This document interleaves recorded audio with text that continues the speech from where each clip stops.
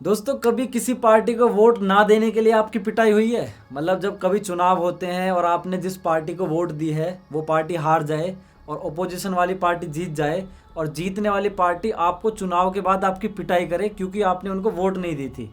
जी हाँ, आप सोचिए अगर आपके साथ ऐसा हो तो आपको कैसा लगेगा। और अगर पूरी कंट्री में ही ये चीज होने लगे कि भाई जिसने अगर अपोजिशन पार्टी को वोट दिए और उसकी पार्टी हार जाती है तो जीतने वाली पार्टी उनको पीटने लगे, तो क्या इस देश में किसी का वोट देने का मन करेगा? हमारी कंट्री में वोट देना लोगों का एक फंडामेंटल राइट होता है, लेकिन अगर ये सब होने लगे तो क्या लोग वोट देने जा पाएंगे? लेकिन दोस्तों, बिल्कुल यही सीन देखने को मिला है वेस्ट बंगाल में। आपको पता होगा कि अभी कुछ दिनों पहले ही ममता बनर्जी की वहां पर तीसरी बार सरकार बनी है और तीसरी बार सरकार बनते ही टीएमसी के कार्यकर्ताओं ने बीजेपी के कार्यकर्ताओं को घर में घुस घुस कर उनकी पिटाई करी। दोस्तों, इंडियन एक्सप्रेस की अगर इस रिपोर्ट की माने तो चुनाव के बाद करीब 15,000 केस वहां पर वायलेंस के देखने को मिले, जिनकी वजह से करीब 25 लोगों को अपनी जान गंवानी पड़ी। औरतों की बात करें तो औरतों के साथ करीब 7,000 केस रजिस्टर किए गए थे, जिनमें उनके साथ छेड़खानी, जबरदस्ती या फिर मोलेस्टेशन के केस लगाए गए थे। तो डेमोक्रेटिक कंट्री के लिए इससे शर्मनाक बात नहीं हो सकती कि अपने फंडामेंटल राइट्स का यूज करने के लिए ही उन्हें पीटा जा रहा हो। भाई, आपको किस पार्टी को वोट करना है, किसको सपोर्ट करना है, ये तो पूरी आपकी मर्जी है ना। अब ऐसा तो है नहीं कि आपने दूसरी पार्टी को वोट किया तो आपको पीटा जाएगा कि आपने हमें वोट क्यों नहीं किया। ये तो सीधे सीधे लोगों के फंडामेंटल राइट्स का हनन किया जा रहा है कंट्री में। दोस्तों, ममता दीदी की सरकार को 3-4 महीने वहां पर हो चुके हैं, लेकिन आज भी हालात वहां पर बिल्कुल सामान्य नहीं है। आए दिन ऐसी ही घटनाएं देखने को वहां पर मिलती रहती हैं, जिसकी वजह से सुप्रीम कोर्ट में इसके खिलाफ याचिकाएं डाली गई है कि भाई वहां पर प्रेसिडेंट रूल लगाने के सिवा और कोई चारा नहीं बचा है। तो कुछ ही दिनों में सुप्रीम कोर्ट में उस याचिका की सुनवाई होने वाली है कि प्रेसिडेंट रूल लगाना कितना जरूरी है वेस्ट बंगाल में। लेकिन यहाँ पर दोस्तों, ध्यान देने वाली बात यह है कि ऐसा पहली बार नहीं है कि चुनाव के बाद बंगाल में दंगे देखने को मिले हैं। इतिहास गवाह रहा है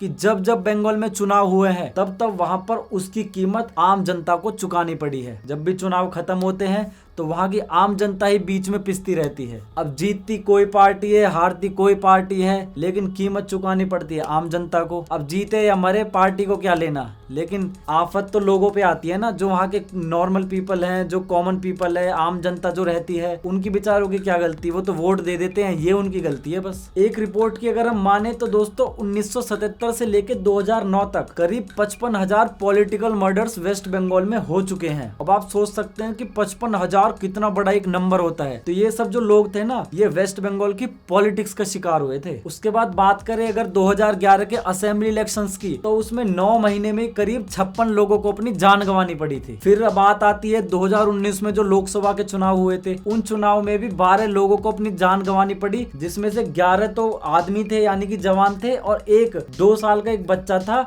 जिसको अपनी जान की कीमत चुकानी पड़ी थी। और ये जो अभी हाल ही में चुनाव हुए हैं 3-4 महीने पहले, उसके बाद के हालात कितने खराब है ये तो पूरी दुनिया आज देख ही रही है। जब ममता दीदी ने तीसरी बार मुख्यमंत्री पद की शपथ ली थी तो उन्होंने उस दिन अपनी स्पीच में कहा था, সে বুঝতে পারবে আগামী দিন তো আমরাই থাকবো, তখন আমরা দেখে নেব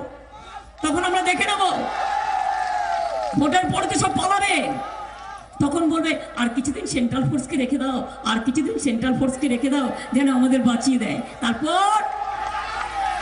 তারপর कि वो एक एक चीज का बदला लेंगी। उन्होंने कहा था कि वो बीजेपी को देख लेंगी कि जिस तरीके से बीजेपी की केंद्र सरकार ने उनके साथ पिछले कुछ महीनों में बर्ताव किया है, तो उनका कहना था कि वो उनको हर चीज याद है और वो हर चीज का हिसाब रखेंगी। बस तो मतलब साफ था। ये चीज बोलते ही अगले ही दिन से अलग ही लेवल पर दंगे वहां पर चालू हो गए थे। बीजेपी कार्यकर्ताओं को उनके घरों में घुसकर मारा जा रहा था, उनके ऑफिस को तोड़ा जा रहा था। नंदीग्राम में जो उनका ऑफिस था जहाँ से ममता बनर्जी चुनाव हारी थी, वहाँ का जो बीजेपी ऑफिस था उसमें पूरे बीजेपी ऑफिस में आग लगाई गई थी। सारी कुर्सियों को तोड़ दिया गया था। वहां पर बैठने तक के लिए कोई चीज नहीं छोड़ी गई थी, कोई पेपर नहीं, कोई कुछ नहीं। पूरे ऑफिस को आग के हवाले कर दिया था टीएमसी के कार्यकर्ताओं ने। वेस्ट बंगाल के अलग अलग जिलों में कहीं पे उनका मर्डर किया गया बीजेपी कार्यकर्ताओं का, कहीं पे बीजेपी कार्यकर्ताओं की, एक जगह तो उसकी कार्यकर्ता की मां को मार दिया गया, कहीं पे लोगों के साथ जबरदस्ती की गई, कहीं लूटपाट की गई, कहीं पे रेप किए गए औरतों के।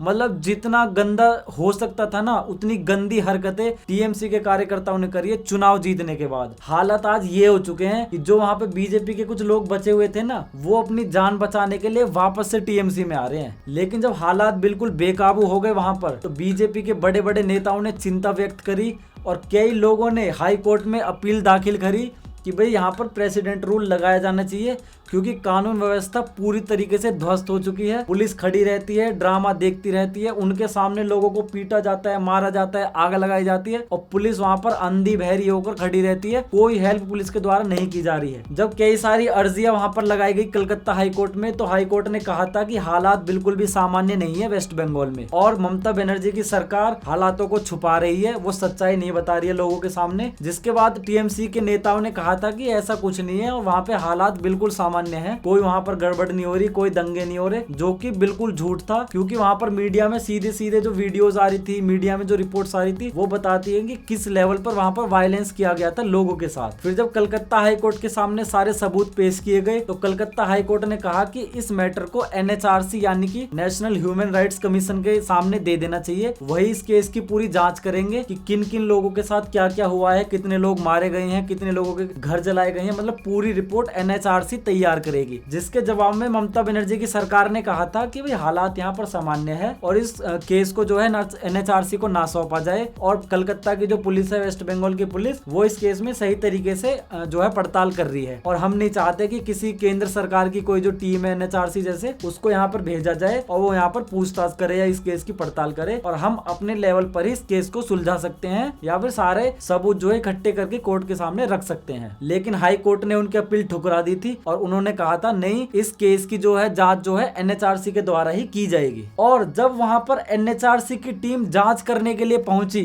तो उन लोगों के साथ कितना गलत व्यवहार किया आप ये देख सकते हैं। उन कंप्लेंट्स को देखने के लिए यहाँ पर आए थे। हमने यहाँ पाया कि 40 से ज्यादा घर ऐसे हैं जो डिस्ट्रॉय हो गए हैं, जो यहाँ नहीं रहते। कुछ गुंडों ने हम पर भी अटैक करा, पुलिस पर भी अटैक करा, हमें मारने की कोशिश करी, हमें भगाने की कोशिश करी। ये हाल हमारे साथ है, तो एक आम सामान्य आदमी के साथ क्या होगा? लोकल पुलिस को ऑलरेडी इन्फॉर्म करा, लोकल डीएम को इन्फॉर्म करा, लोकल पुलिस को इन्फॉर्म करा, no one is present here. देखिए, मैं ये तो फैक्ट फाइंडिंग कमेटी निकालेगी, कोर्ट तय करेगा किसके इशारे पे नहीं हो रहा। मैं बिल्कुल साफ कह रहा हूँ कि पुलिस मेरी मदद के लिए नहीं आई।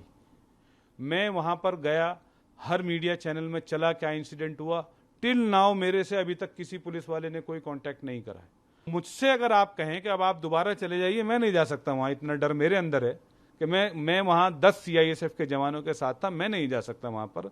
वो लोग हथियार दिखला रहे हैं, वो लोग वहाँ की महिलाएं जो हैं चापड़ दिखला रही हैं, गोश्त काटने वाला, ऐसे दूर से इशारा कर रही हैं, कौन जाएगा वहाँ पर? तो आपने देखा होगा कि ये क्या बोल रहे हैं, मतलब वहाँ के लोग इनको हथियार दिखाकर डरा रहे हैं, इनको दूर से कह रहे हैं कि यहाँ पर चले जाओ, यहाँ पर आने की कोई जरूरत नहीं है, इनको नारे लगाए जा रहे हैं यहाँ से वापस जाने की। तो भाई जब इतने बड़े बड़े लोग जिनके साथ सिक्योरिटी है, सब कुछ है, वो वहां पर सेफ फील नहीं कर रहे हैं, तो आप सोच सकते हैं कि वहां की लोकल जनता कैसा फील कर रही होगी। जिन लोगों ने टीएमसी को वोट नहीं दिया, वो कितने डर के माहौल में वहां पर जी रहे होंगे, आप इसी बात से अंदाजा लगा सकते हैं। तो जब एनएचआरसी की टीम ने इनके ऊपर आरोप लगाए हैं कि हमको वहां पर इन्वेस्टिगेशन के लिए सपोर्ट नहीं किया गया, हमें लोकल पुलिस से कोई मदद नहीं मिली और वहां पर हालात जो है बिल्कुल बेकाबू हो चुके हैं, लोग डरे हुए हैं, सहमे हुए हैं और लोगों को सिर्फ केंद्र सरकार से अब कोई उम्मीद बाकी बची है, क्योंकि पुलिस तो वहां की सपोर्ट कर नहीं रही है, सरकार तो सपोर्ट कर नहीं रही है वहां की। तो दोस्तों, प्रेसिडेंट रूल लगाने के लिए बहुत सारे लोगों ने याचिकाएं डाली है सुप्रीम कोर्ट में। उसी तरीके से एक याचिका जो कि बहुत ही एक सीनियर जो एडवोकेट है सुप्रीम कोर्ट के, उन्होंने डाली है विष्णु जैन ने, जिसको सुप्रीम कोर्ट ने एक्सेप्ट कर लिया है और इसकी बहुत ही जल्दी सुनवाई स्टार्ट होने वाली है सुप्रीम कोर्ट में। तो जब से ये याचिका एक्सेप्ट हुई है, ममता दीदी का तो नींद और चैन दोस्तों दोनों ही उड़ गया है, क्योंकि उन्हें पता नहीं है क्या होने वाला है। तो इसी के चलते सुप्रीम कोर्ट ने जवाब मांगा है सेंट्रल गवर्नमेंट से, ममता दीदी की सरकार से और एनएचआरसी से, यानी कि नेशनल ह्यूमन राइट कमीशन से, कि क्या हालात वहां पर आजकल चल रहे हैं। तो इन तीनों को भी जवाब देना है सुप्रीम कोर्ट में, उसके बाद सुनवाई चालू होगी इस केस की। तो दोस्तों, भविष्य में क्या होता है, ममता दीदी की सरकार रहती है या प्रेसिडेंट रूल वहां पर लगाया जाता है, ये तो वक्त ही बताएगा। लेकिन जब तक ऐसा कुछ नहीं होता, फैसला नहीं आता, वहां की आम जनता को उसी तरीके से पिसते रहना पड़ेगा जैसे आटे के साथ बेचारा घुन पिसता रहता है। दोस्तों, अगर आपको लगता है कि जो हमने मुद्दा उठाया है वो लोगों के अधिकारों के लिए सही है तो आप इस वीडियो को दोस्तों शेयर कर सकते हैं, आप लाइक कर सकते हैं, कमेंट कर सकते हैं। और ऐसी ही और वीडियोस देखने के लिए दोस्तों हमारे चैनल को सब्सक्राइब करना ना भूले। तब तक के लिए जय हिंद, जय भारत, वंदे मातरम।